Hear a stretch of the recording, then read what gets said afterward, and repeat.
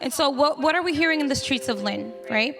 People are tired of the high cost of living in our city. People are tired of not having fast buses to get around so that they can get rid of the cars. People are tired of not being able to drive their bikes, right? Because now we're getting these bike lanes, or saving to be able to house themselves and afford a house.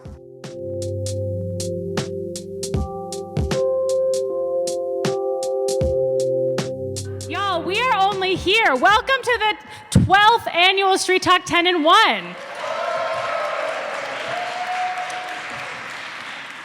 We started this series more than a decade ago, and when we started our Street Talks, when Jacklyn DeWolf was our executive director, we were lucky if we got a dozen people in the LivableStreets office, right?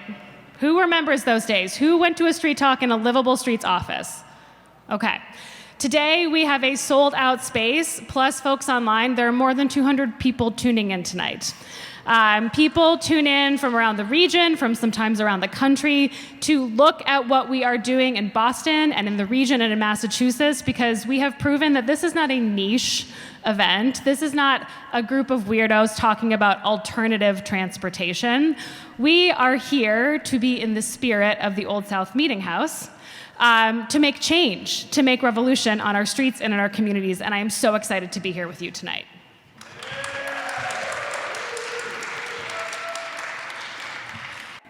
So the first and most important detail of a Street Talk 10 in 1 is that we want you on your phone. And what I mean by that is that we encourage using social media. We encourage you using our handles. We encourage tweeting. We encourage you communicating with people who are not here tonight. So if you hear something cool, if you see something cool, talk about it. We also made sure that when we introduce speakers, you'll have access to their handles and their social media information as well. So if you're someone who likes to be online, we like that and encourage that in this space. I very quickly want to do some thank yous. Can I get a slide, Michaela? We are at the Old South Meeting House, a revolutionary space, and it is a beautiful, amazing, historic space, and we'll be inviting a speaker momentarily to share a little bit more about the space. But I can't thank them enough. They have been hosting this event now for us for many years and have been incredible partners.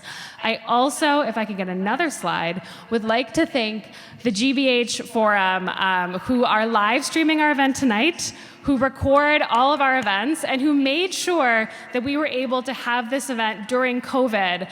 For nearly 3 years, they hosted all of LivableStreets' online public forum. Can we give all of our hosts a round of a hand?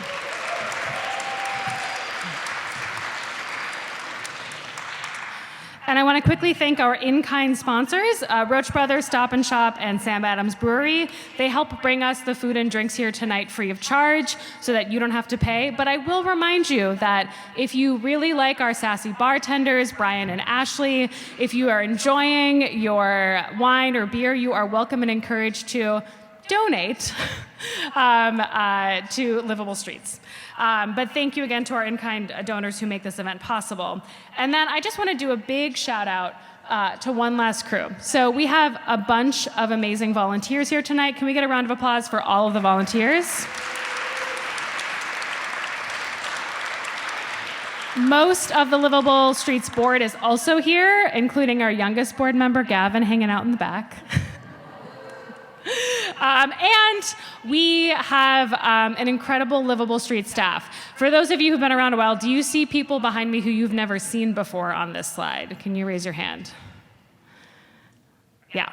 LivableStreets, when I started, there were just a couple of us. And tonight, we are happy to have 10 staff members here to support you, to make this night great. And I think we need to give the LivableStreets staff who've been working around the clock and also working this event tonight a huge round of applause.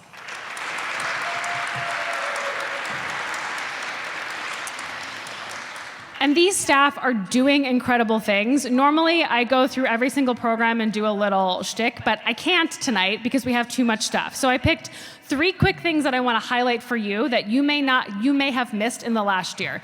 These are 3 of what was dozens of pages of accomplishments that I was reviewing before this event that I pulled from my staff. So if you are excited by what you hear and see, I encourage you to go to our website, check out more, get involved. We have a lot going on. But a few things we're especially proud of is in April, we launched Dismantling Law Enforcement's Role in Traffic Safety. This is a report that we worked on with partners for more than a year and a half. It has dozens of recommendations, and I'm really excited. One of our speakers tonight, Malaysia from the Boston Cyclists Union, is going to talk about just one small piece of this report. But partners across the country are using it, and if you haven't seen it, I encourage you to go to our website and check it out. I also want to flag 2 major policy victories that we our partners led, but we were very excited to play an active role in. The Fair Share Amendment passed, and we won Yes on 4, which makes sure that immigrants have a right to a license, which makes our streets safer. It was ridiculous that we had to fight to win this, but we won it, and it is because so many of you went to protest, sent emails, and spoke up when we asked you to reach out, so thank you. And last but not least, we have an amazing street ambassador program. I'm looking around the room and seeing a lot of street ambassadors, former street ambassadors in this space. Michaela, who leads our outreach team and is moving slides for me because the clicker isn't working right now, told me that she was going to do 2 deployments of street ambassadors at the beginning of the year. We did 6.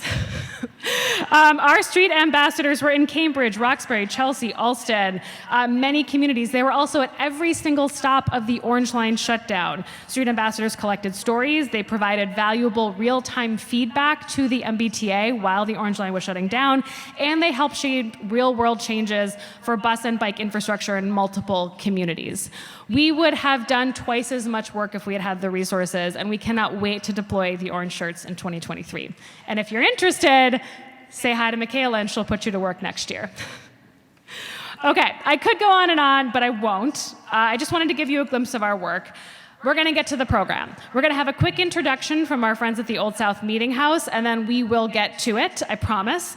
But as per tradition, to help us get in the spirit of free speech, revolutionary ideas, I'm very excited to introduce Anne Engel, who's the Executive Vice President of the Museum Experience here. Anne, I would love to invite you to the stage.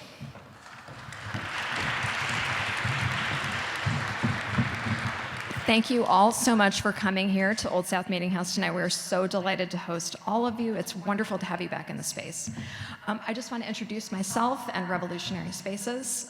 Revolutionary Spaces was created out of a merger of the old State House, which is the red brick building just down the block, and the Old South Meeting House where you now sit. The mission of Revolutionary Spaces is to explore the ongoing American struggle to create and sustain a free society as evoked by the histories of these 2 buildings. So we're pretty excited. We're doing a lot of great stuff. 2023 is going to be the 250th anniversary of the Boston Tea Party. And so we're going to be taking the opportunity to really lean into the idea of protest and think about the contemporary relevance of protest to American life today. So we have a great suite of things going on for next year. Just a few highlights. We're going to be doing an exhibit on the role of protest in the role of violence in American politics and protest. We're going to be looking at doing a day of play, which is going to be history-themed games at different sites around Boston for families and youth. We're also going to be doing a new reenactment play, which is going to take a contemporary look at the Boston Tea Party and think about why we do reenactments and what it means for us today. So those are just a few of the things we're looking at doing next year. So I encourage you all to follow us at Rev Spaces on social media or sign up for the newsletter.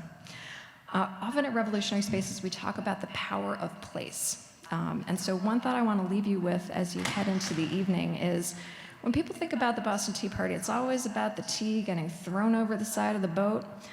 But the thing that led to the Boston Tea Party is meeting after meeting that happened here at Old South. So the night of the Tea Party, 5,000 people were packed into this space. That's about a third of the population of Boston at the time. And they came together and they did the organizing work and they did the conversations, and that created change. So I look forward to listening to the presentation tonight, and I hope you all think, as you watch, about how you all are making history tonight. Thank you very much. Have a great evening.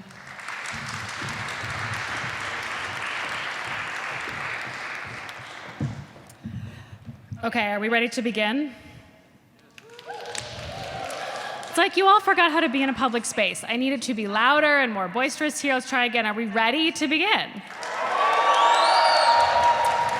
Thank you. Okay, so as you can see, our clicker isn't working, and our first speaker of the night, Tiffany Chu, who is Mayor Wu's chief of staff, is actually stuck in traffic with Mayor Wu right now.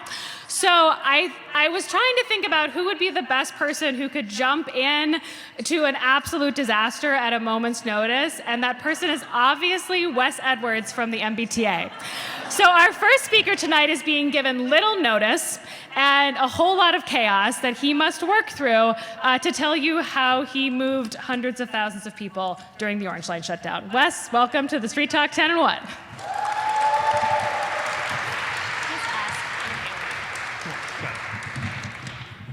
All right, Michaela, I think you got my back here.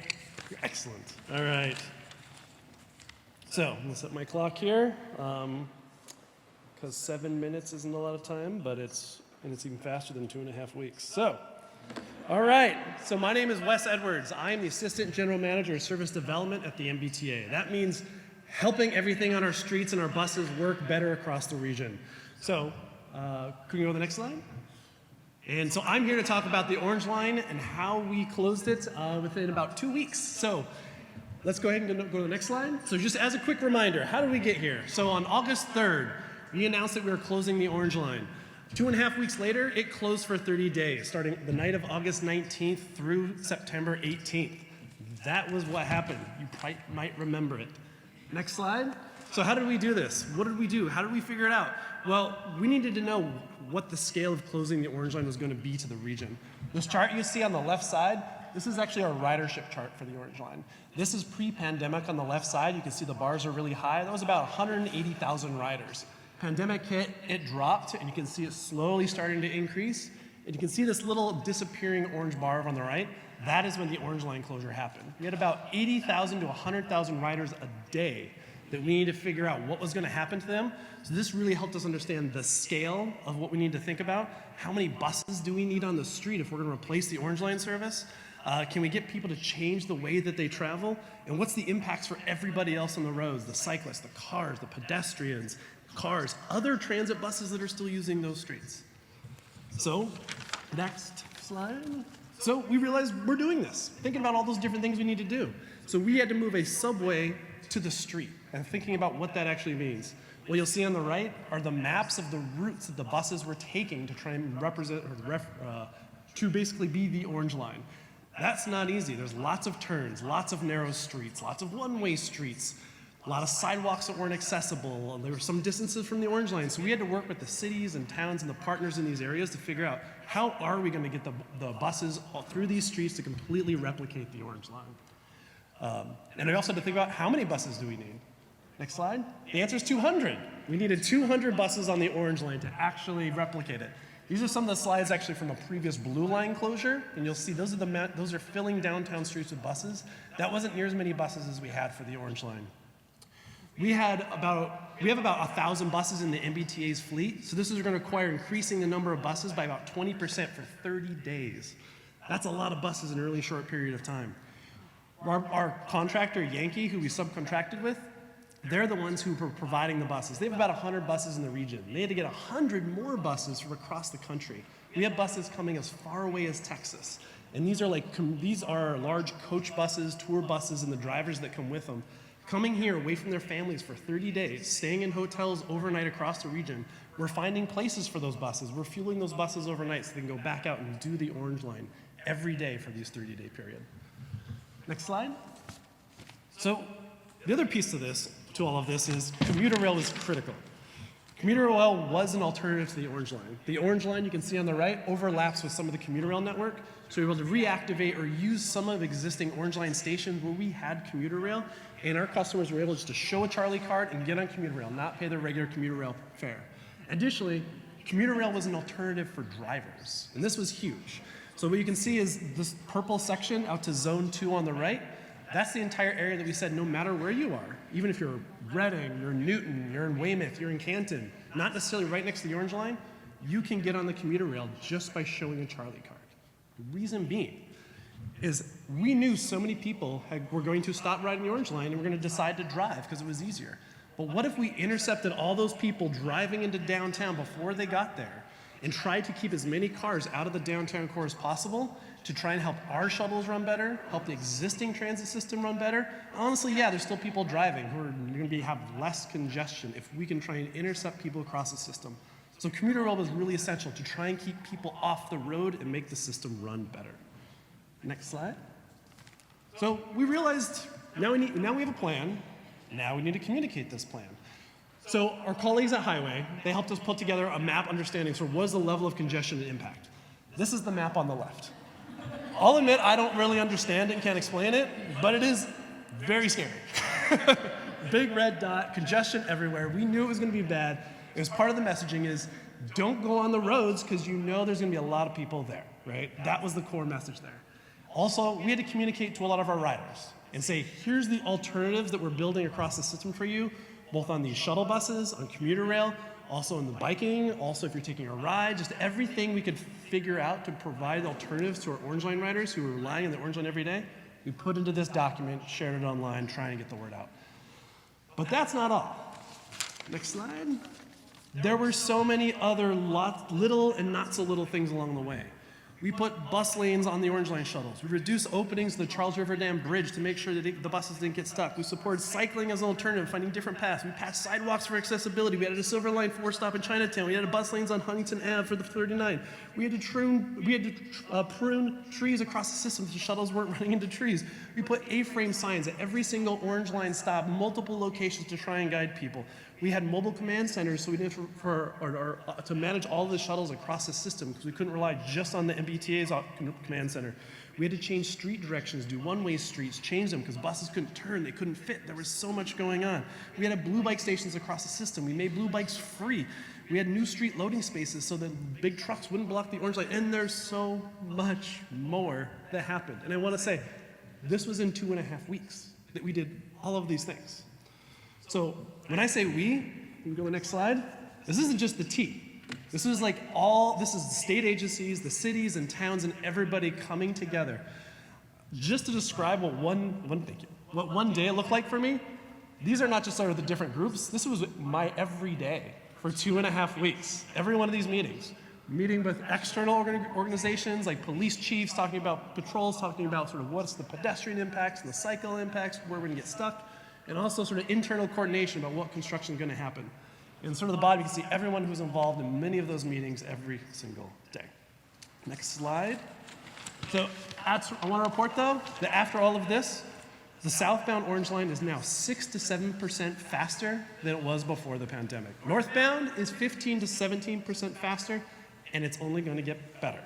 I promise you that. Last slide, with my 7-minute mark right now. It's going to be okay. I want to tell people. We've been doing shuttles for a while. These are just some examples of what we've done for the last 6 months during including the Orange Line closure. We're going to do more in the future. We're getting good at this. We're learning a lot, but we do this all the time. We know it's impactful, but we're going to get through it together. The T's been here for over 100 years. We're going to keep being here. Bear with us. We'll be there for you. Thank you, everyone.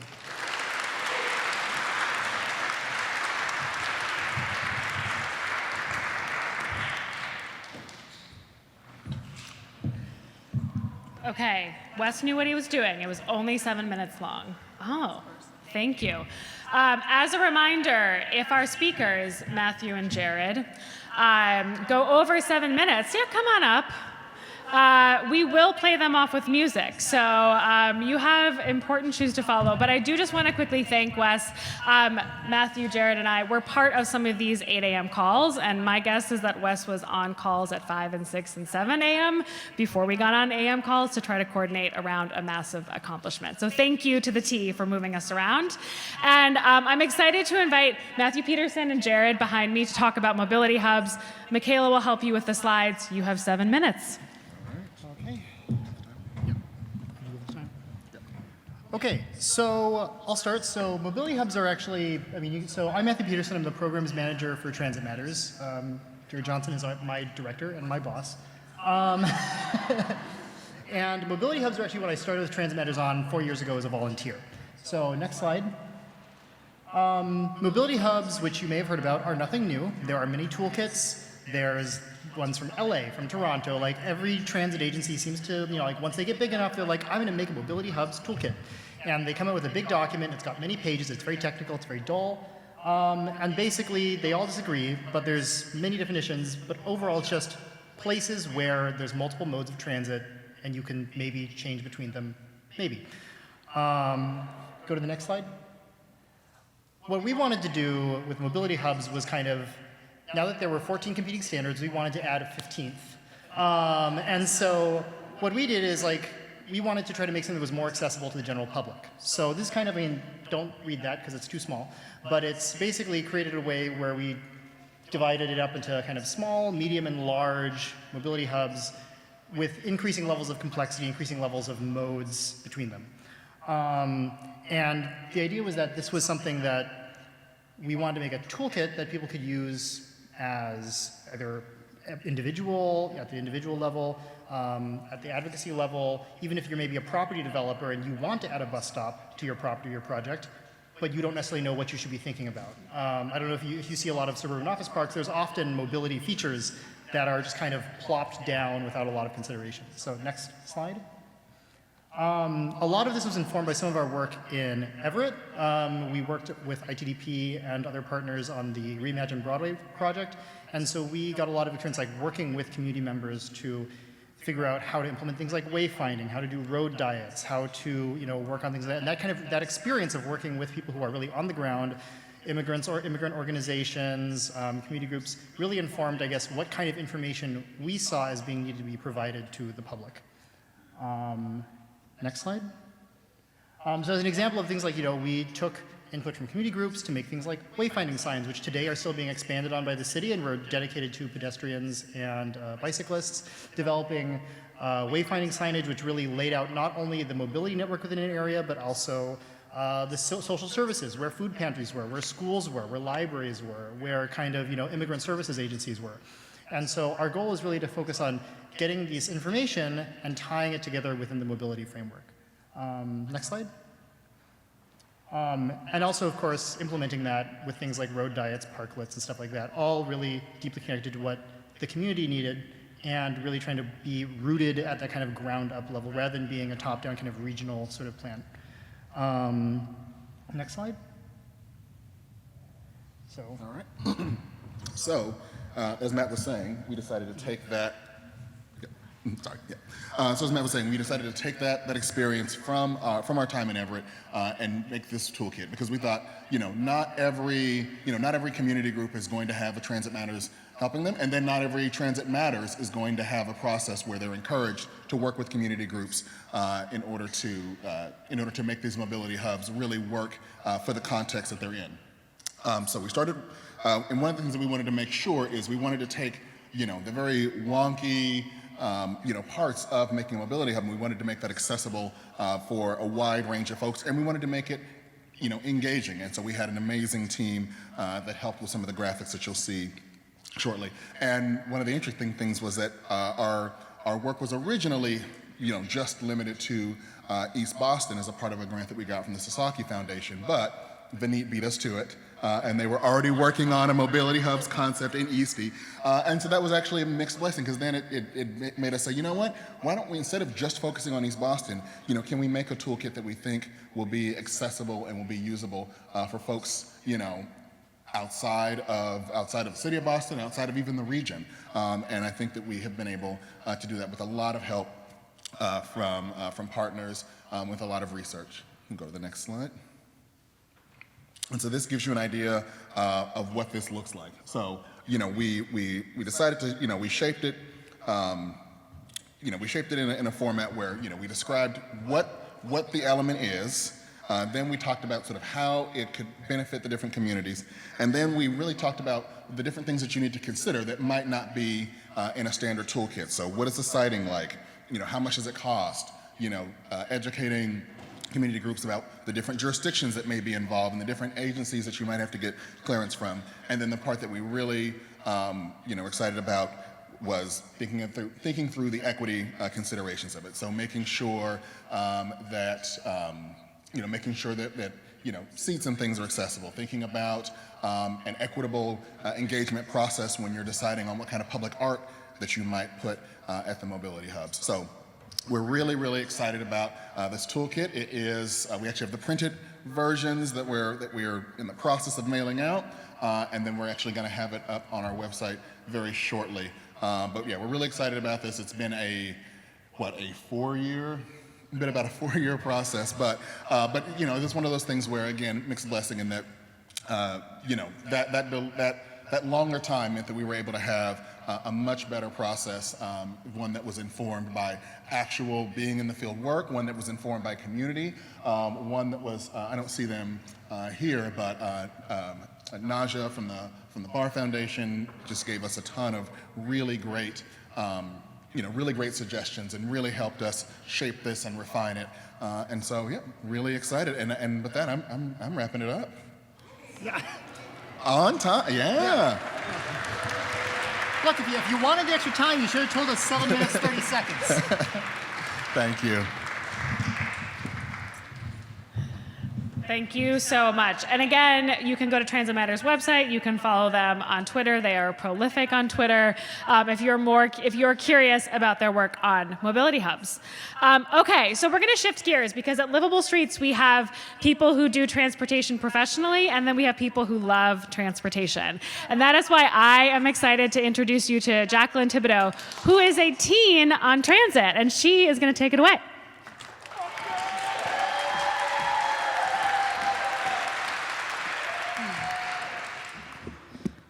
Oh my goodness. Hello, oh my God. Hello, everybody. I'm Jacklyn. And for those who don't know me, I'm a 16-year-old transit advocate who lives in Brookline. And public transit is something that I've always been interested in. And a large factor is my upbringing in an urban environment. I lived the first 7 years of my life in Brooklyn, and walkability was perfect. And getting everywhere, we could do it with a lot of ease. And if we needed to go far, we could take the 3 subway lines that we lived close to, or the bus routes that sandwiched our block. My family has never owned a car for a variety of reasons, and we've never had any problems due to our lack of car ownership.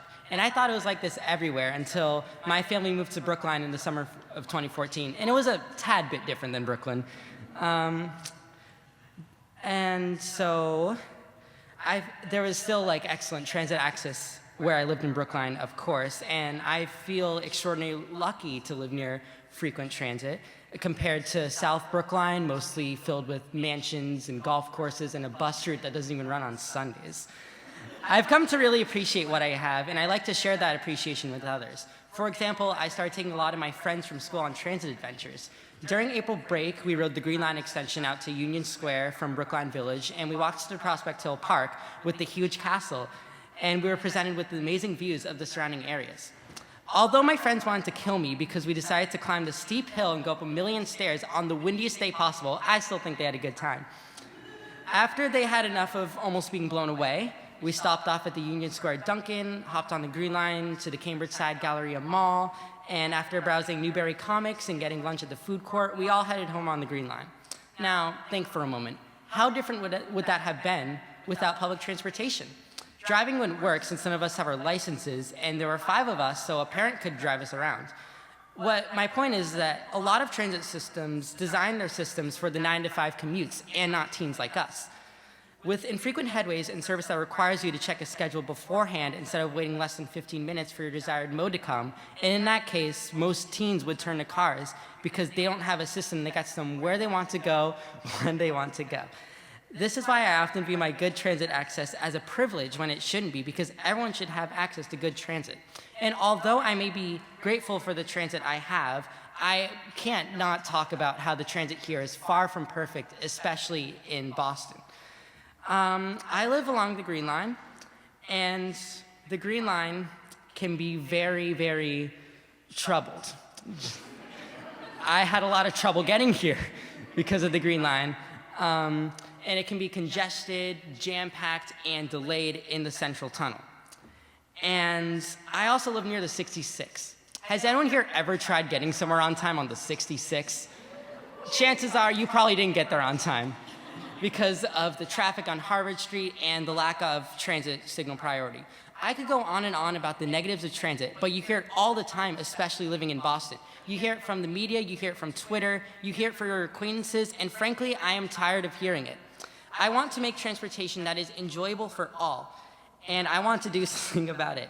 I have been working with the Green Streets Initiative since May of this year, and most of my work has been with the What Moves Us project, which is a video interview project which shares the stories and inspires organizations and individuals to be car light.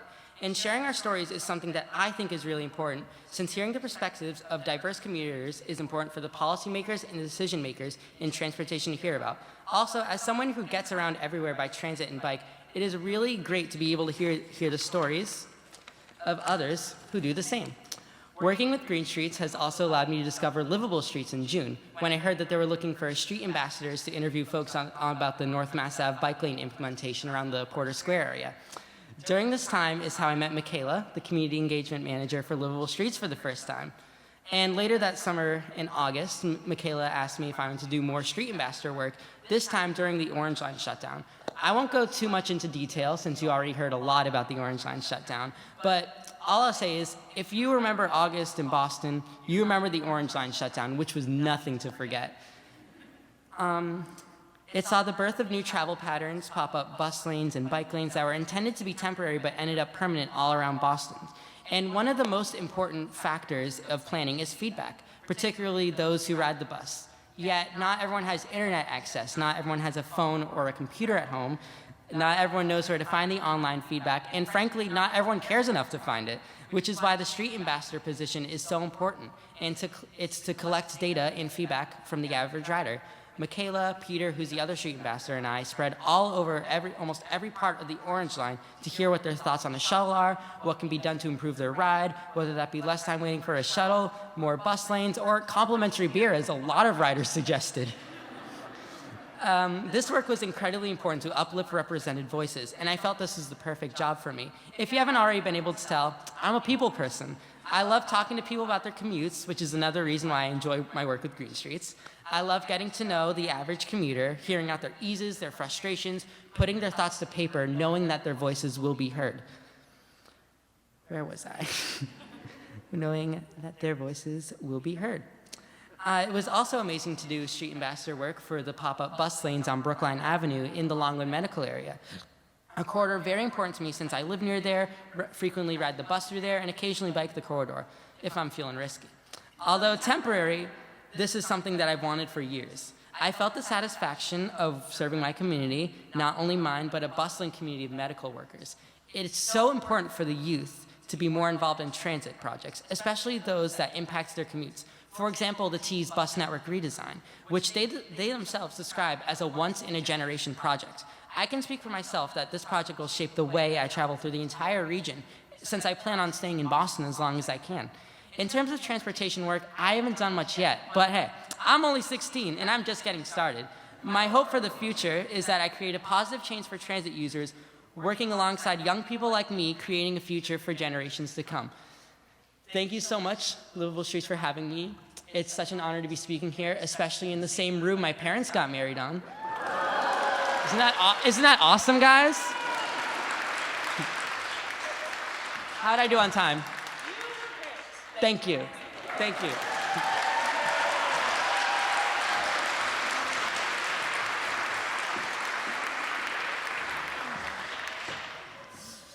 I'm just going to shout out, this is why at LivableStreets we believe every person is a transportation planner. Every person is an expert in their own experience, and Jacklyn is case number one. Thank you so much for everything that you've done for LivableStreets and for our community. Okay, so guess what? Tiffany's still stuck in traffic. So this is what we're going to do. Our fourth, what was supposed to be our fifth speaker is Jen from the Emerald Necklace Conservancy. If she finishes and Tiffany is still not here, you get an early break, which means that you can go donate some money to our wonderful bartenders in the back. You get extra 5 minutes. We'll come back and we'll have 6 speakers instead of 5 in the second half. If she gets here, we'll make her come up all flustered and do her talk. Does that sound good? Okay. In the meantime, I want to remind you that at LivableStreets, we don't just talk about buses and bikes. We also have a huge focus on green space, and our Emerald Network program works with incredible partners throughout the region to try to build 250 miles of seamless greenways. And one of our most important partners is the Emerald Necklace Conservancy. And I am so excited to invite Jen up to the stage, who's going to tell you a little bit about Olmsted now and the work that they've been doing over the last couple of years. Take it away, Jen.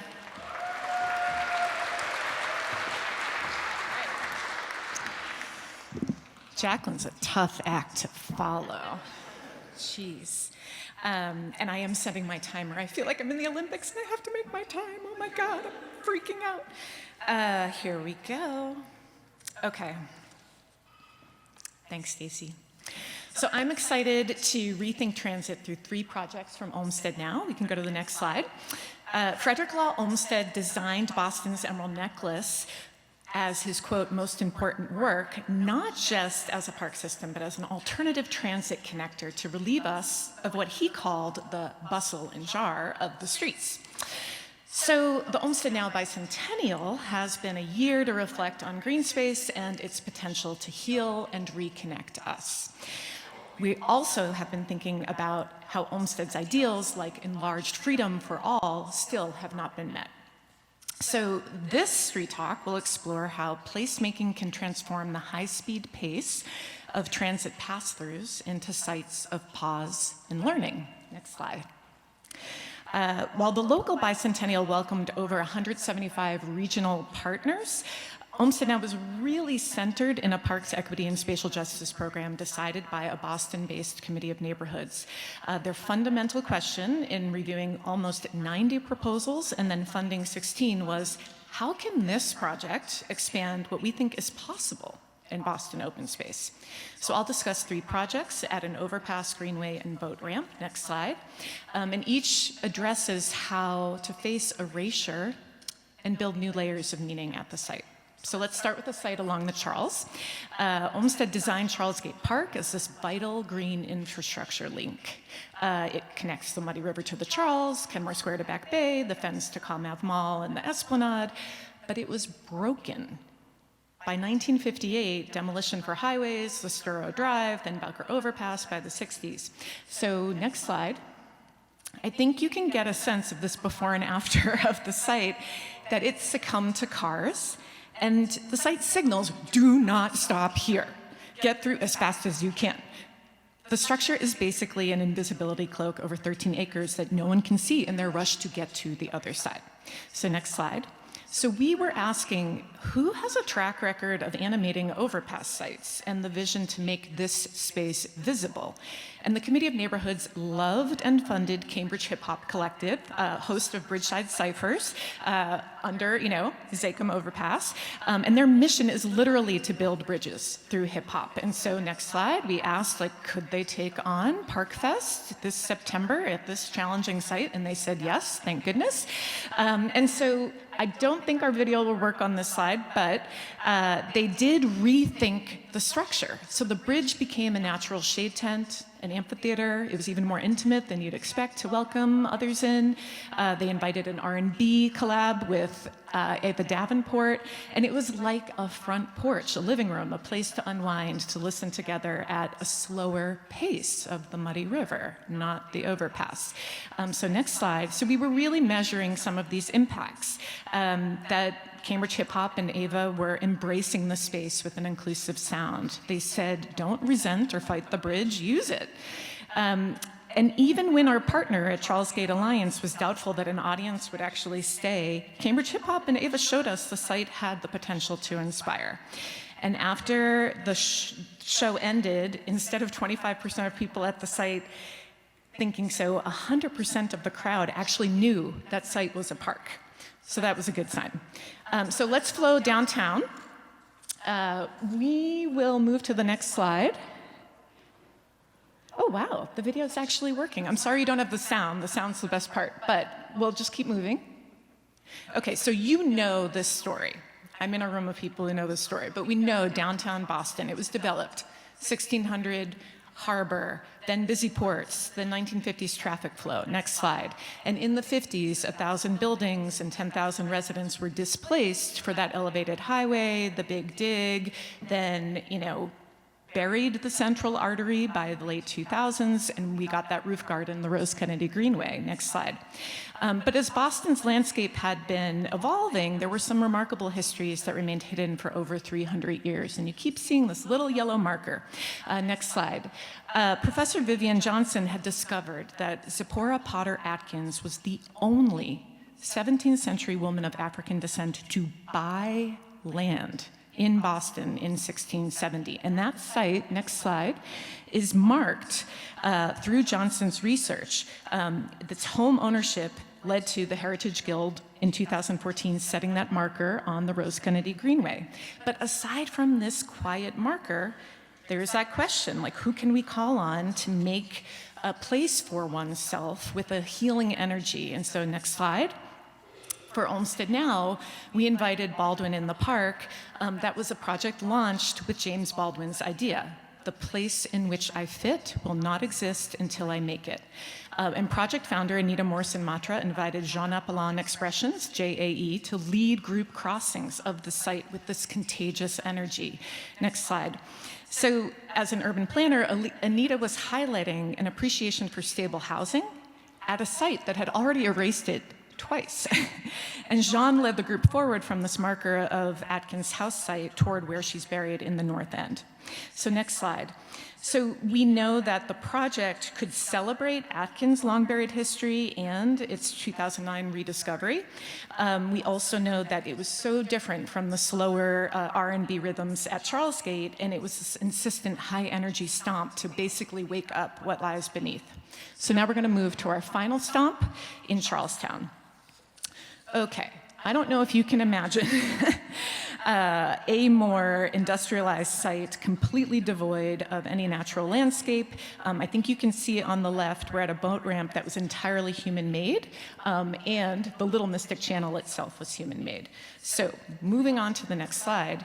Prior to colonialization, the waterways were occupied by Massachusetts leaders or sagamores, and they are marked on this map with these little triangles. Next slide. But by 1675, a generation later, the Wampanoag leader Metacom united tribes to resist English encroachment. And in that same year was the year King Philip's War, the year that Massachusetts passed the Indian Imprisonment Act, which banned indigenous presence in Boston as illegal without musketeer escorts. And so the law was only repealed in 2004. Open burns in Boston remained illegal, and this history shaped this project at Charlestown. Next slide. So last month saw the launch of the Machoon Project, Communal Waters. And this collaboration created something historic without shying away from destructive histories. Next slide. And after centuries in Massachusetts under the blade of, Miles Standish, the question was, how could we reclaim rights within Boston for the first time in 300 years? Next slide. And so Andre Strong Bearhart Gaines and Thomas Green led dialogue while they were continuously tending this site, and visitors from all over, including Charlestown High, learned from them. Next slide. So importantly, the project affirmed connection between sister tribes, passed knowledge between generations, and reasserted rights to access long overdue. And I'll end there. Woo!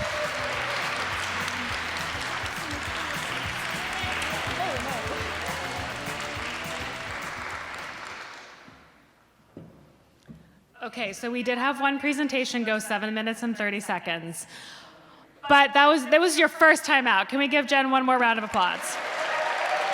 Okay. And guess what? Tiffany's here.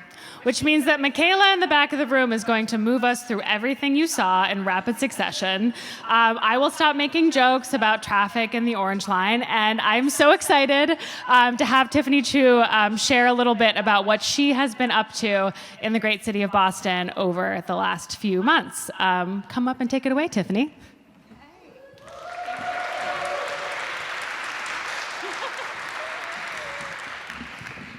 Right. All right. Thank you, Stacy, for galvanizing the crowd for my very late arrival. Thank you, everyone, for being here. I'm so excited to share with you some of my learnings over the past 10 months that I've been back in Boston, and I'll take it away. So my talk is called 1 year and 22 days in, because the mayor actually has a timer on her phone that tells her how many days are left in her administration to achieve all the goals that she's outlined in her campaign. So I wanted to share some of that with you, some of that energy, some of that behind the scenes stuff, and in hopes that you'll be with us for a long time. So next, I'm Tiffany. I am the mayor's chief of staff, and what that means is I basically do everything that Michelle doesn't want to do. But I also get to work on some really cool stuff. So a little bit about me. My background is in design, urban planning. Really passionate about the work that I think everybody in this room is involved in. So honored when Stacy reached out to ask me to speak to you all. I am also an entrepreneur. Before landing here in this role, I was the founder of a technology company called Remix that did transit planning. And I was so excited to receive a Remix link to comment on the Better Bus project that the T sent the city, because it was like my world had come full circle, and I get to tell the T that I want more frequency on the one bus in my own software. So moving right along, wanted to just share a few things about kind of places that have shaped me, and I think places that have also then shaped the way that the mayor is thinking about urbanism in our wonderful city. This is where my mom grew up, in Chiayi, Taiwan, which is kind of a mid-sized city in Taiwan, and you can see here that they have a really interesting typology of urbanism, which involves kind of like these multifamily buildings, but also a lot of ground floor interesting activation, in that when these garage doors go up, there's oftentimes a food stall in between these buildings that allow you to have breakfast with savory or sweet soy milk or fried dough in the morning, and that is something that really shaped me when I was growing up and visiting over the summer. Next, this is the block where my parents moved to when they moved to Flushing, New York, when they emigrated to the US for the first time. And they lived here, and I basically grew up in a childhood in Queens, and I loved it because there were playgrounds and there was public transit and there was all these things. And then they decided to pursue the American dream and took me to, next slide, here, which is Bridgewater, New Jersey, Somerset County. Very beautiful, very leafy, very few sidewalks. You could not get around anywhere unless you owned or had access to a car. And that completely transformed the way that I thought about places to live in our built environment, and led me to study architecture and urban planning at MIT. Next slide. So, what does a chief of staff do? I've gotten this question so many times, and I've stumbled over myself, and now I've honed it to 3 things. Number 1, I support the mayor, so all of her scheduling, all of her operations, like all that stuff, ultimately reports up to me. Next, managing the organization. So I'm in charge of organizing and managing the 19,000 person city body. And then lastly, driving the agenda. And I think that's probably the most interesting part to all of you, which is taking everything that she ran on during her campaign and translating it into policy and implementation that can actually get the shit done that you all voted her for in. So next, the way that I've been thinking about my role, I'll just stand up here, is about setting direction in a clear and clarifying way that I think in the past, I feel that maybe there hasn't been that clarity on kind of what is it that the folks in City Hall are trying to do. So one of the things that, Kari, can you advance? So one thing that I'm trying to articulate is how the mayor's values translate to her vision, which then translate to her priorities in a very logical way. So how do the things that she believes in translates into things that the staff believes in and what we want to achieve, and then what are the priorities? Because if we prioritize everything, then nothing is a priority. So moving on to the next slide, her values, and some of you who live in City Hall know these things very, very well. She says these things over and over because repetition is the key to implementation. Number one, doing big things by getting the small things right. That is such a core part of what we do, and hopefully that is translating to you all, but we're still working on it in many ways. Number two, getting City Hall out of City Hall into our neighborhoods, and then number three, embracing the possibility of Boston. So I'm going to focus on a few possibility things in Boston. I'm going to run through them really quickly because I'm actually not the expert in this space. I would say our whole streets cabinet, our Monum team, and everybody who's actually on the ground doing this work on a day-to-day basis are the experts. And so when the mayor talks about what her vision is for Boston, it's about a city for everyone, being the greenest city in America, which we're working on, getting families to stay here, and then also being mission-driven for people who want to do good and build things to help save the world. So moving right along to the next slide, I just want to share a few things about how we like to frame our vision at City Hall. She likes to use how might we questions, how can we questions for the designers in the room. I hope you feel some empathy around this. So a question that she asks us and Yasha all the time is, how can we reshape what's possible for Boston's streets?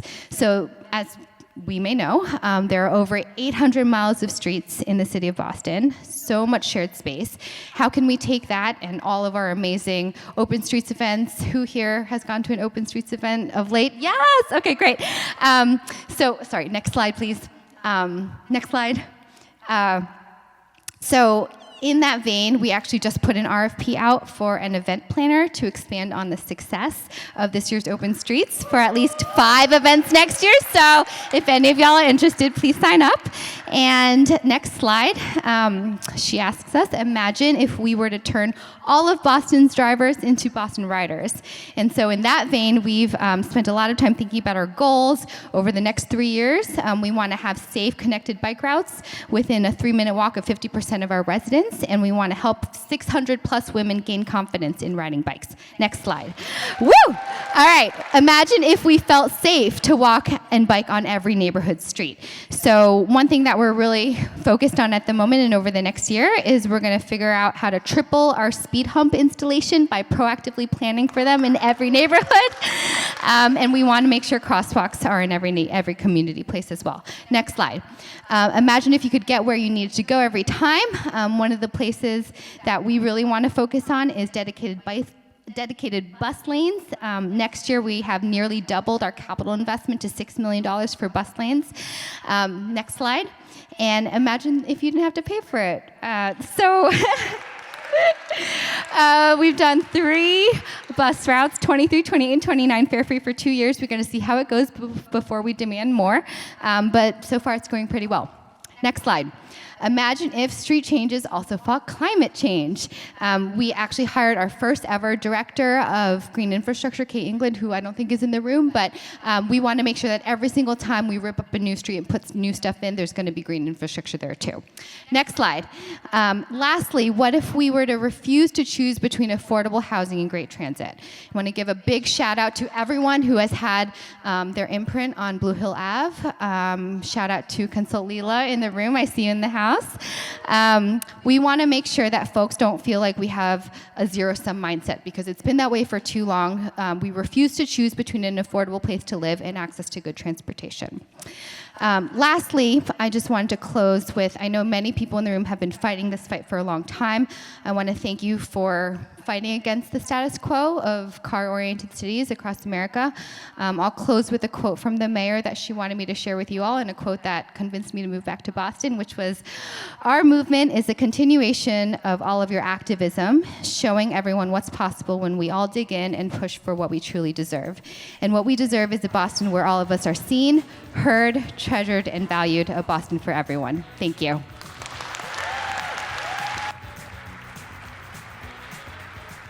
One more round of applause to get us going, get us in the mood. I feel comfortable making fun of our board members. Can we get a round of applause for our bike mayor, Vivian Ortiz?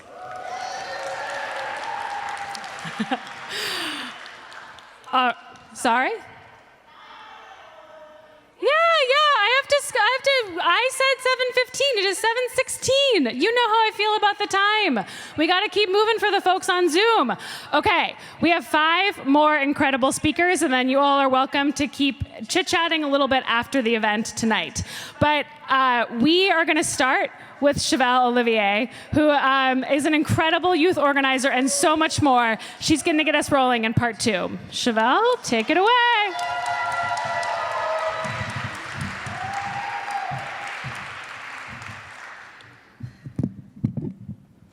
I think y'all can hear me. Hopefully those on Zoom can hear me as well. So next slide. Who's responsible for our streets next? Moving on. My bike or transportation story began in Hyde Park, a neighborhood in Boston. I can remember a 7, 8-year-old me taking the training wheels off a pink and white bike, then holding on to a red wooden fence as I tried to hold my balance. It took a while, but I was able to start from the grass and then ride into the street. Next slide. At the age of maybe 10 or 11, I remember graduating from that pink and white bike to a much bigger yellow and black bike. My twin sister and I would take turns riding down this long pavement, rounding the corner and coming back up. And if you didn't realize, this is where I lived, in Hyde Park. Next slide. I didn't get on a bike again until I started working at Mattapan Food and Fitness Coalition, or MFFC, at the age of 17. MFFC is a health and wellness organization MFFC is a health and wellness community-based organization that focuses on accessible and affordable food access in places where residents can get physically active. I worked as a vigorous youth to help engage young people in their mission. What I enjoyed about MFFC's leadership team and those who worked with us was their genuine care about us as young people. Whenever we had an idea for a project, the adults took the time out of their day to make sure it was a success. I never felt like they told us what to do. I never felt like they shot our ideas down.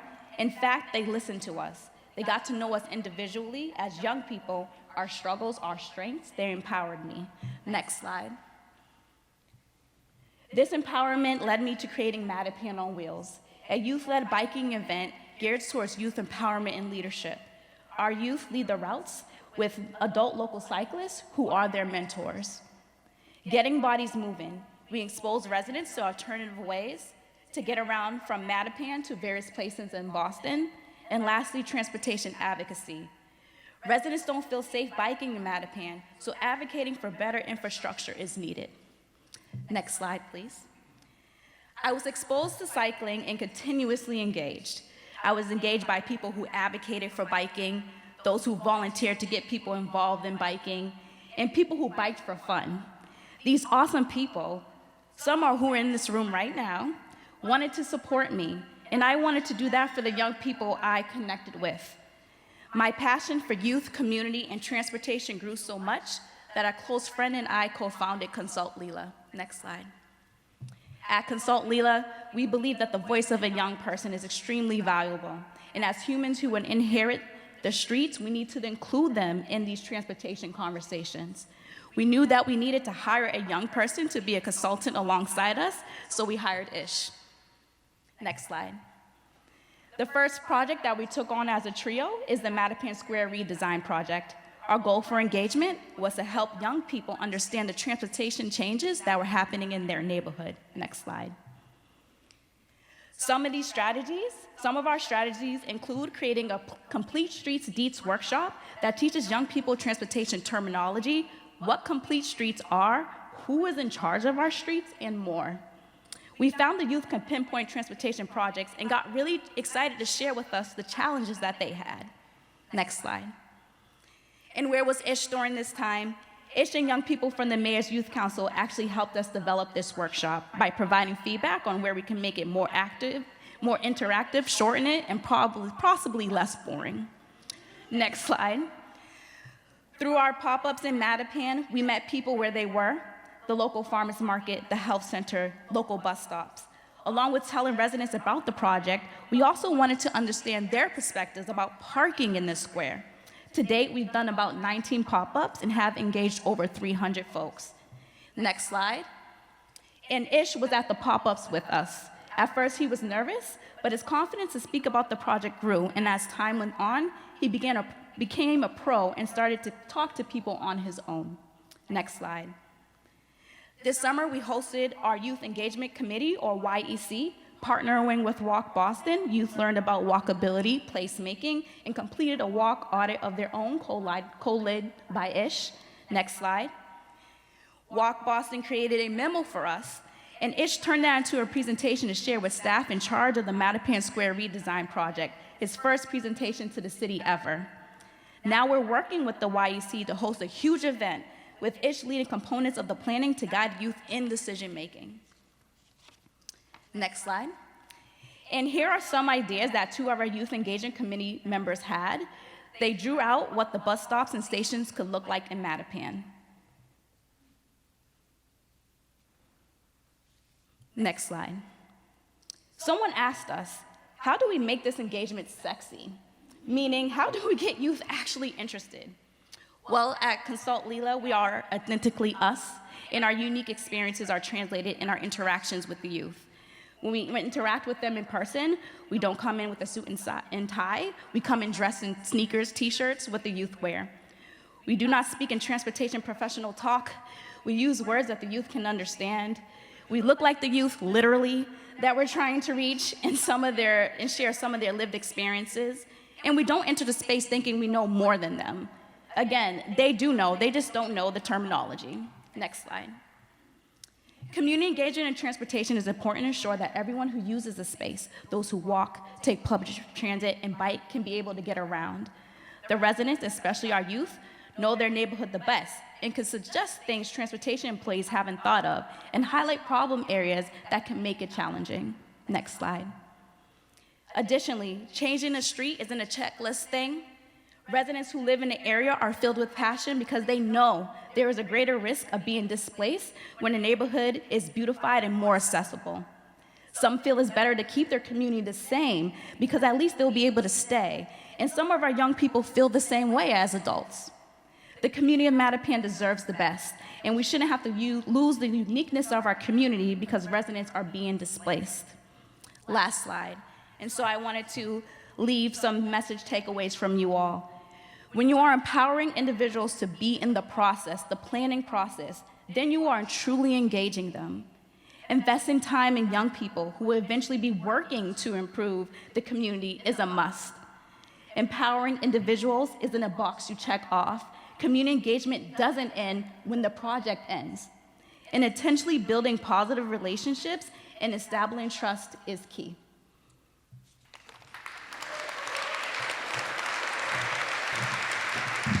Shavel'le is starting off strong, just under 7 minutes exactly. Congratulations. And I'm so glad that she ended talking about displacement because we have more than one partner here tonight to help us understand the intersection of housing and transportation because nothing that we care about sits in isolation. So our next speaker is Kassie from Abundant Housing, a critical partner in the Great Neighborhoods Network and is doing amazing work. So Kassie, come on up and take it away.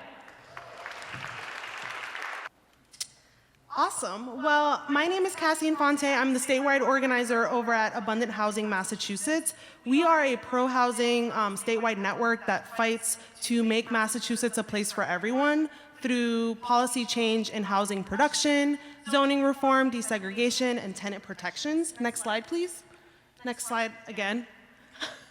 And so we do that by driving policy at the state and local level by identifying pro-housing change makers, building their power through capacity building trainings, and connecting a statewide network.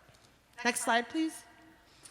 And so we are dedicated to addressing the housing crisis, an issue that we are all affected by in varying degrees. You may know that Massachusetts is one of the least affordable places to live in the country. I think we're the 4th worst the last time I checked, which is not a great place to be. Many, if not most of us, are cost burdened by housing, which means we're spending more than 30% of our income. And we at Abundant Housing understand that the affordability crisis is largely driven, not completely, but largely driven by the lack of supply, right? So in these circumstances, higher income folks are bidding out or competing with lower income folks for a really limited supply of housing. Next slide, please. And so to address these things and more, our vision is to really build, create, sustain, and enhance an abundant housing market for all, where people can move when and where they want to, not when they have to or are forced to. Communities with racially and economically diverse residents, development patterns that facilitate low and no carbon lifestyles. Next slide, please. How does that translate into our policy agenda? Well, we are advocates for all of these amazing things. More housing near transit and jobs, robust tenant protections to prevent displacement. But the one I really want to focus on tonight and share more about this incredible opportunity that Massachusetts is faced with is the reform of exclusionary zoning rules. Next slide, please.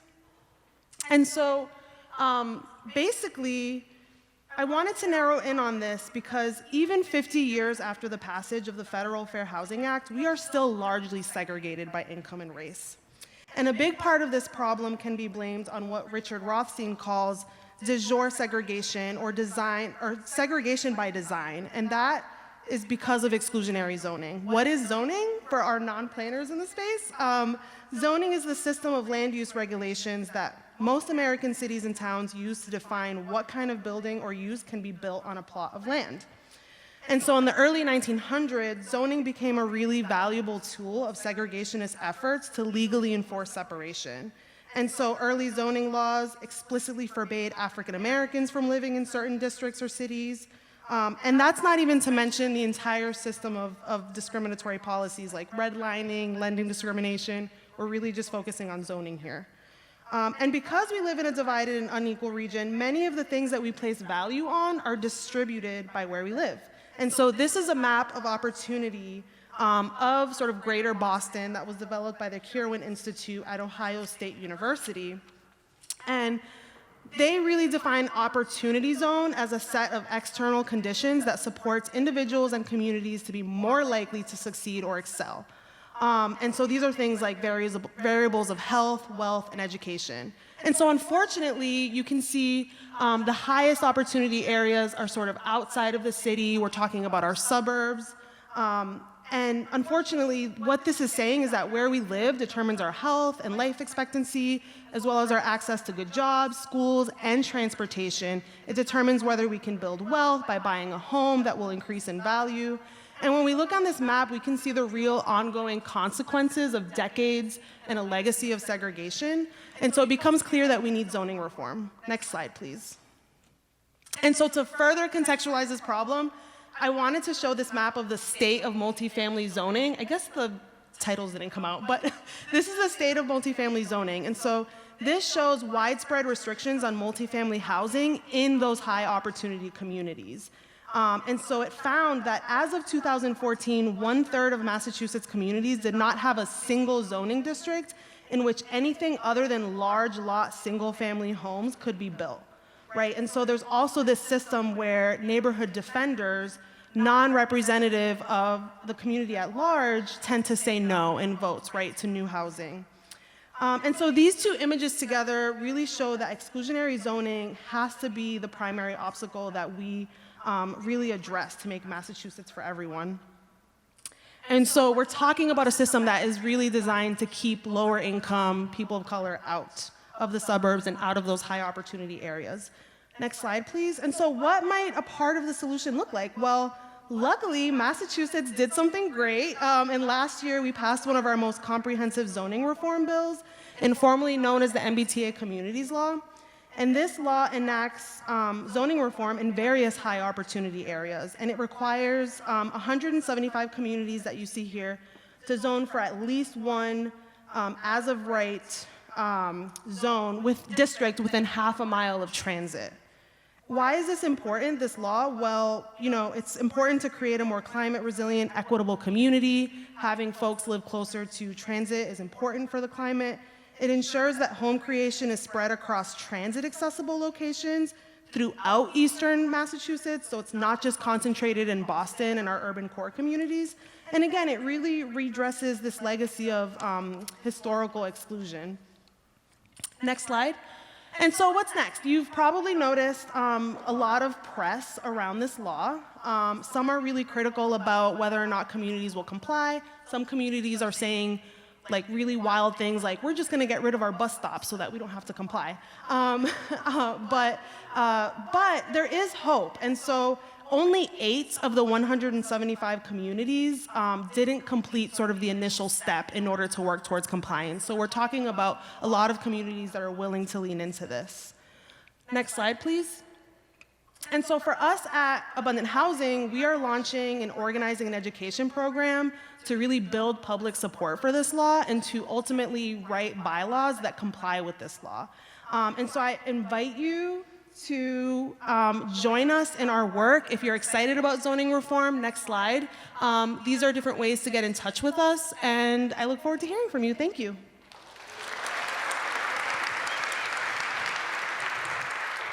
All right, I hope you all are feeling very geeky and can explain zoning to all of your neighbors now.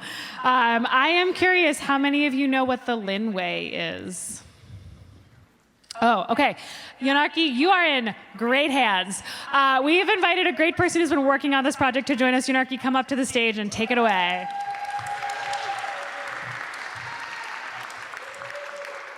How are you guys feeling tonight? Good? Okay, so I'm gonna do something very weird. I'm gonna ask you to close your eyes and take a deep breath. I am in the wellness kind of like arena. So take a deep breath. There's a lot of really great work that is being done. So I thank you all. Cassandra, thank you so much for sharing all that information so I can like get rid of all of like my notes and not have to go through all that. But I think what I'm going to do up here is just put a more human side to like who is being affected by the work that we are doing, right? So a little bit about myself. I've been a community organizer for 13 years on and off now, maybe more than that. And I'm a social justice advocate. I'm an immigrant advocate. I worked in question 4, so yay, we won.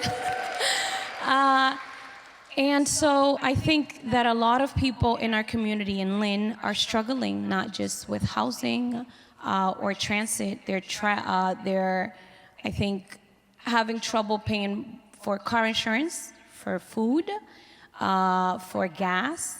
And so when we pile everything up on top of each other, we're wondering how our family's getting by, right? Well, before I get into that, thank you to the New Lynn Coalition, who I'm working for right now, and ITDP, that is also our partner.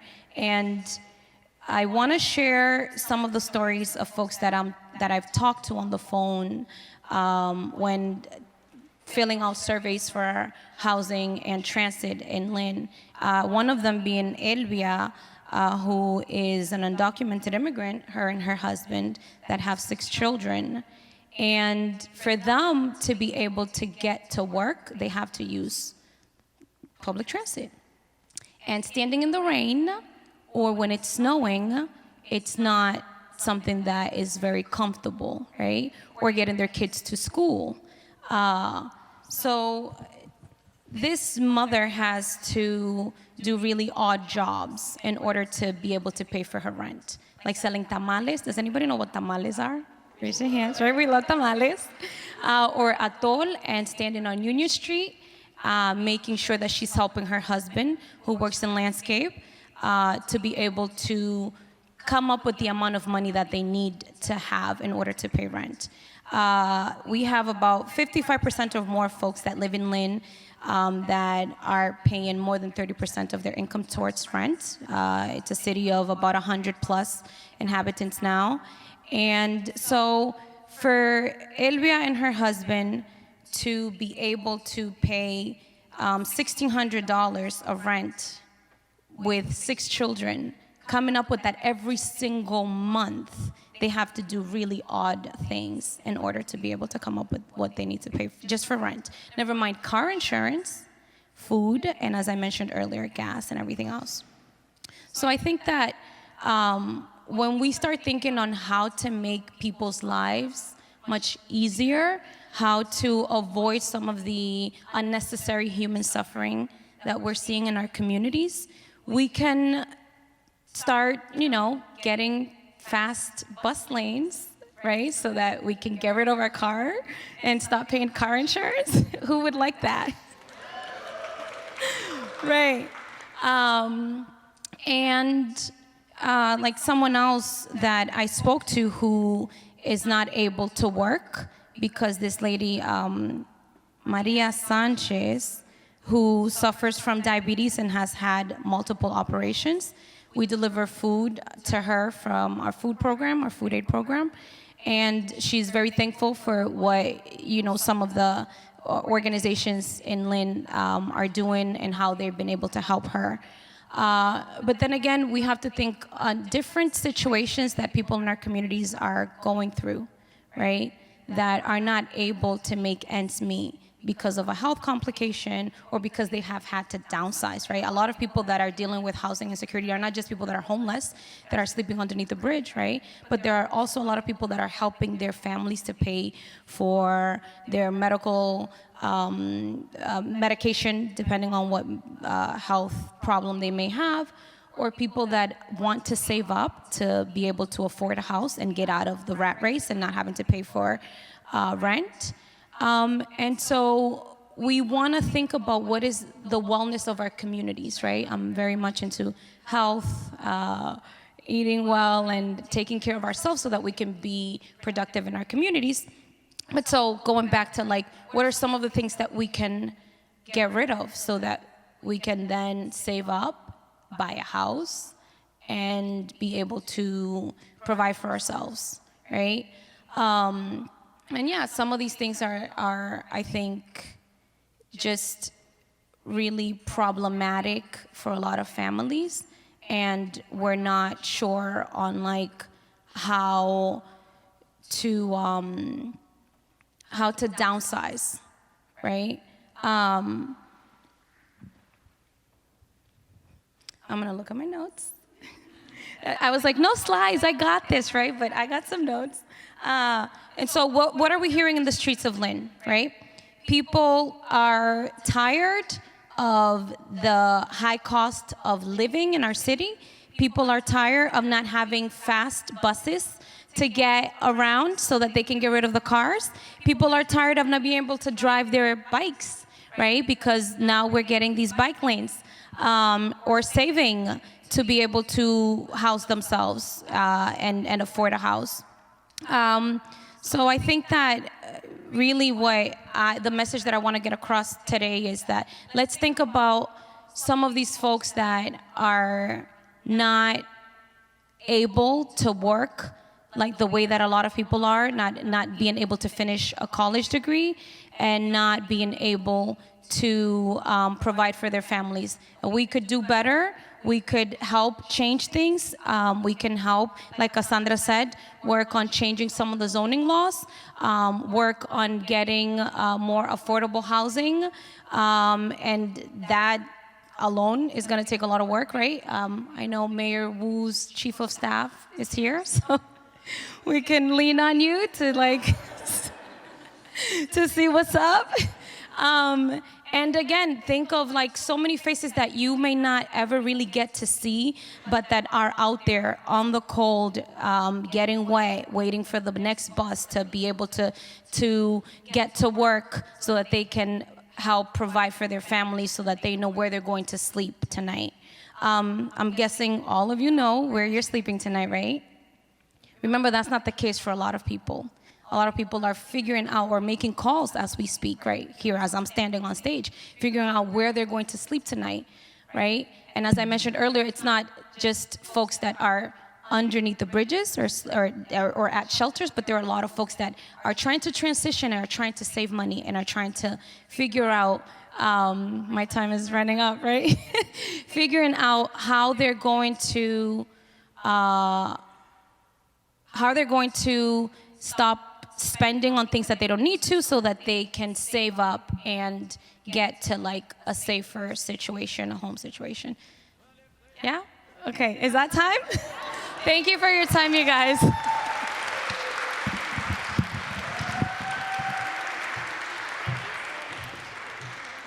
I can't believe it, but we are down to 2 final speakers. And I hope that what you all are starting to gather tonight, that a little bit of a theme is that we need to actually talk to people.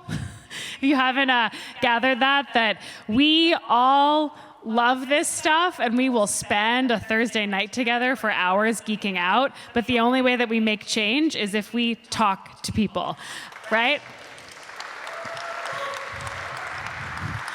So one of our favorite partners in talking to people is the Boston Cyclists Union.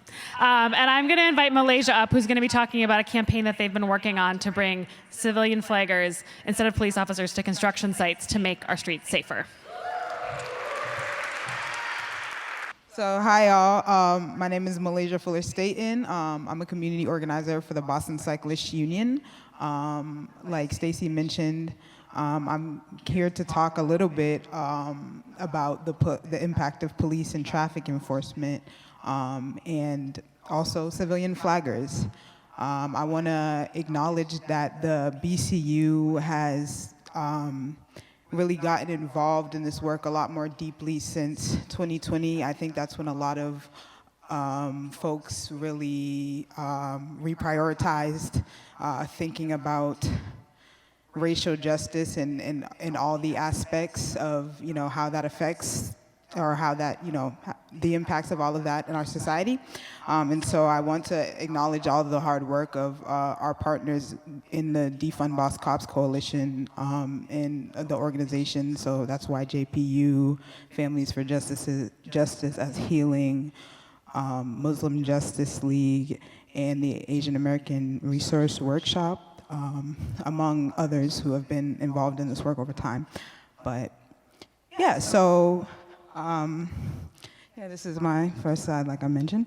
I just want to quickly talk about how I kind of come to this work because I kind of come to the world of transportation advocacy from youth organizing.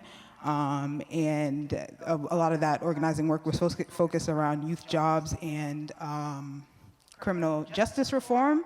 And for me, it's been a very clear like transition, and I can see I very much see the intersectionality between all of those issues in transportation.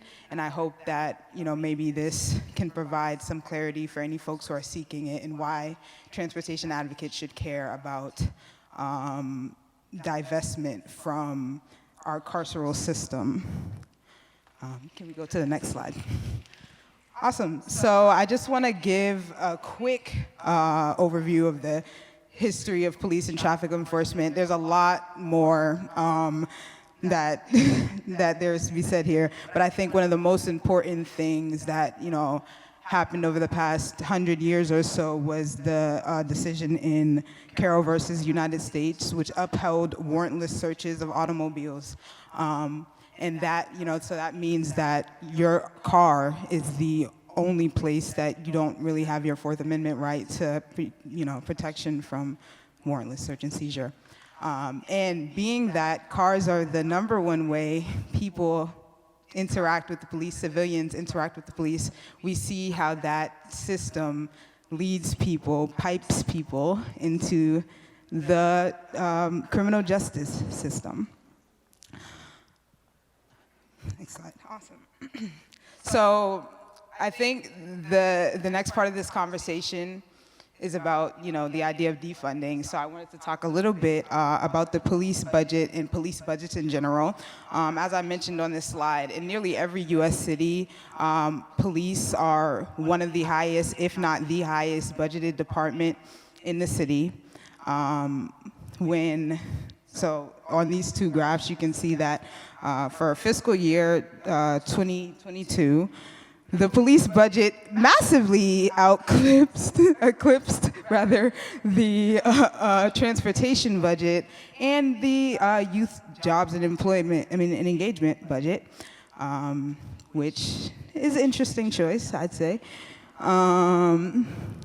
As well as we know that, you know, overtime has been a conversation that, you know, is often had when we talk about spending and city budgets in policing. And Boston police specifically regularly go over their overtime budget in a given year. So the budget for the budget for the Department of Youth and Families in 2022 was $29 million, which is only $3 million, or rather $9 million. Yeah, $3 million more than what the police made in construction details in 2019. So they made $26 million in 2019. The budget for the Department of Youth and Families was $29 million in 2022.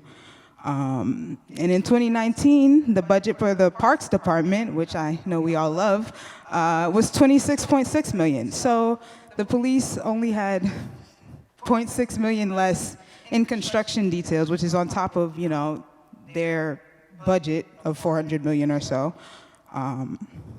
Their construction detail budget is the size of some city departments. Next slide, please.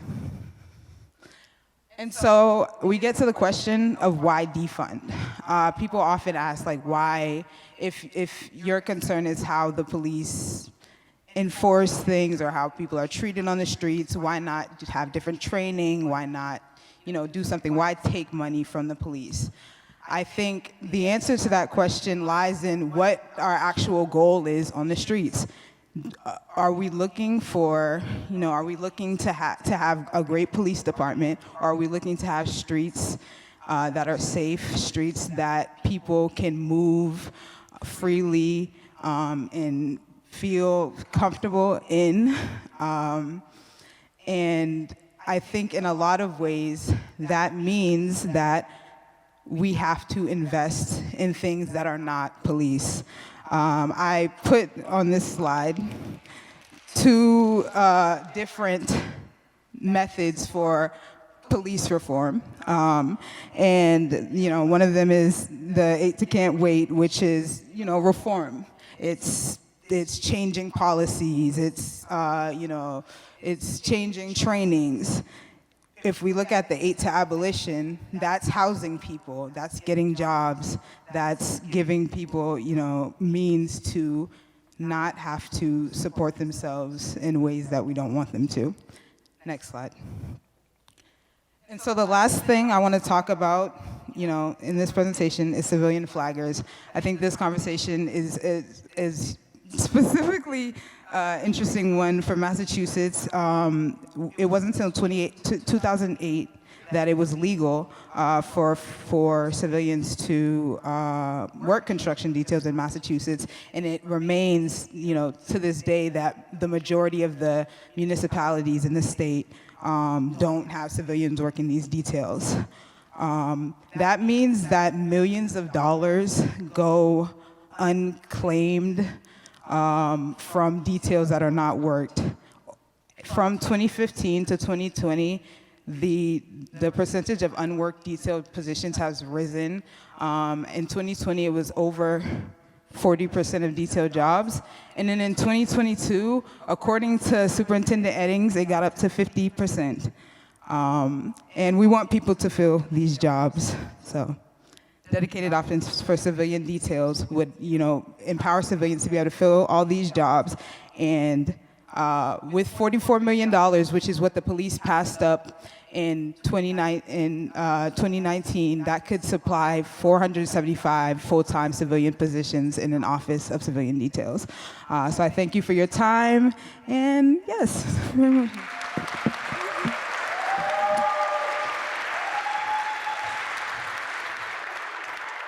You all are lucky that we make these slides available after, because that was a lot of math and I'm very bad at math. So thank you so much, Malaysia. Okay, closing out the night, we have a dream team, Maitlyn and Abby, who are gonna talk to us about having fun.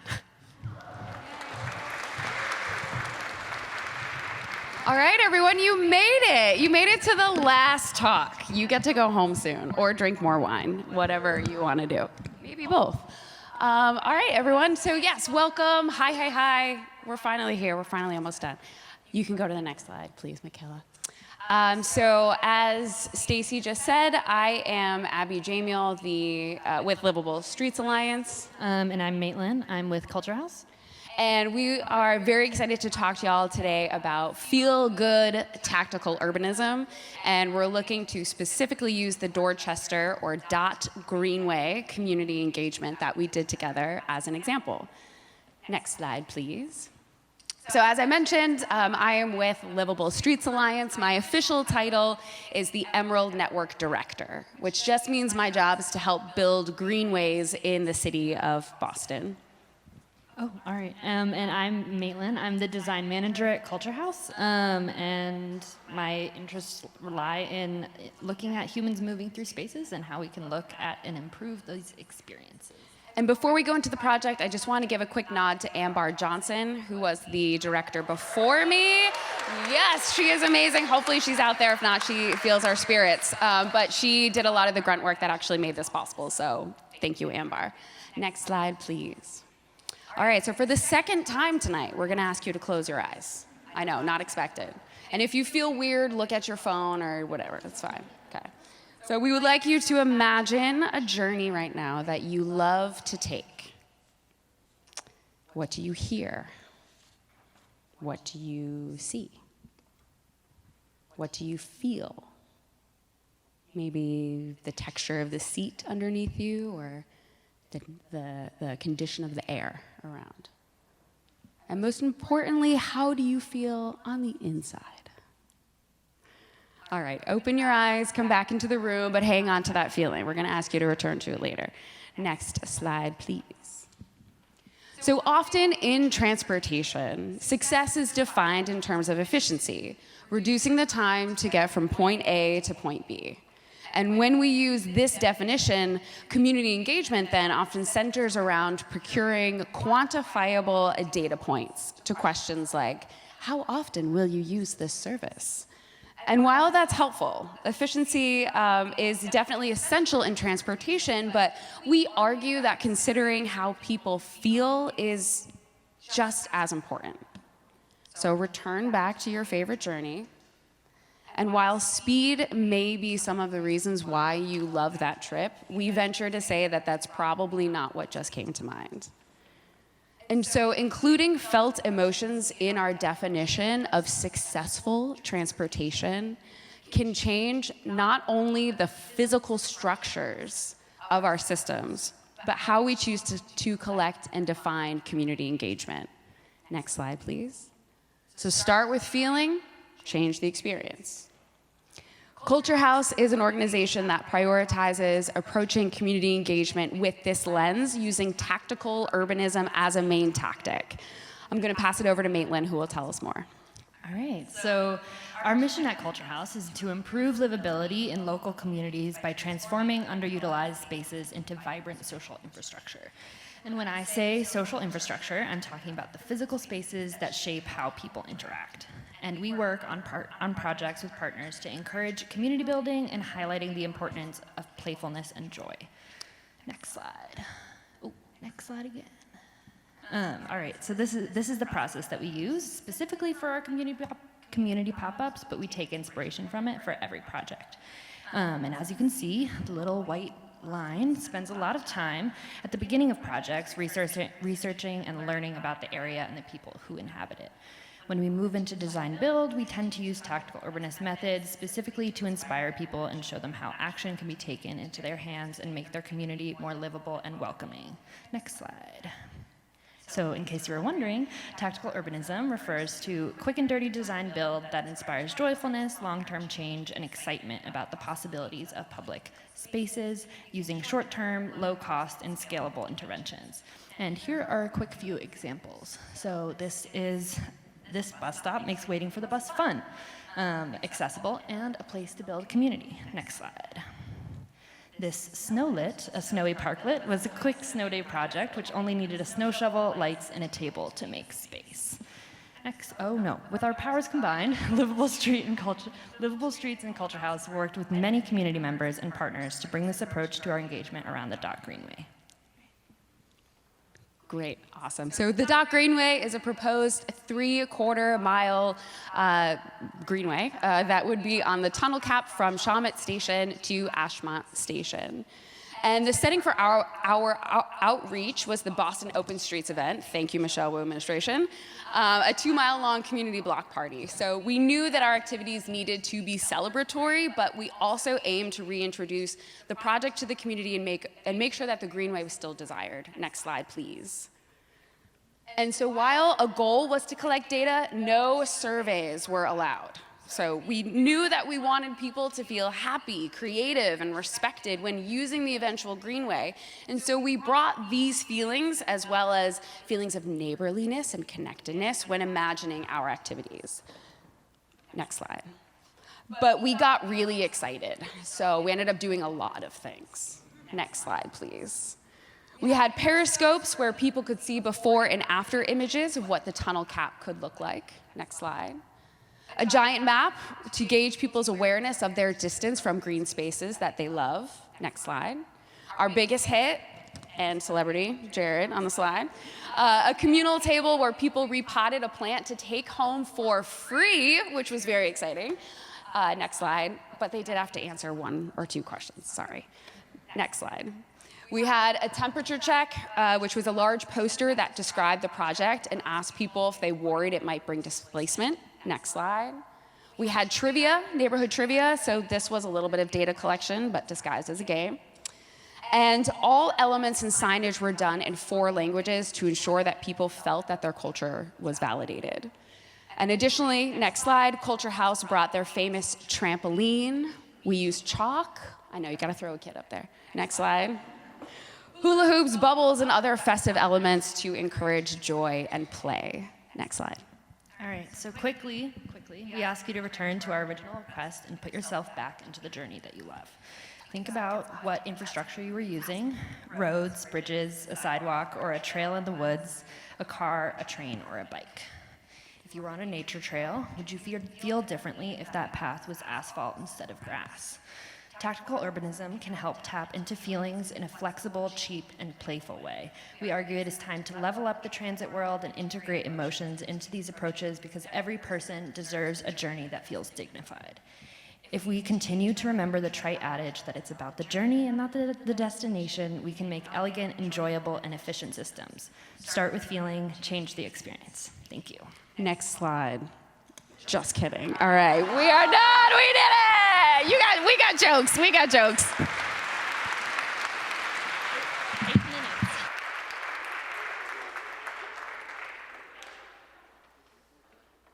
Home field advantage.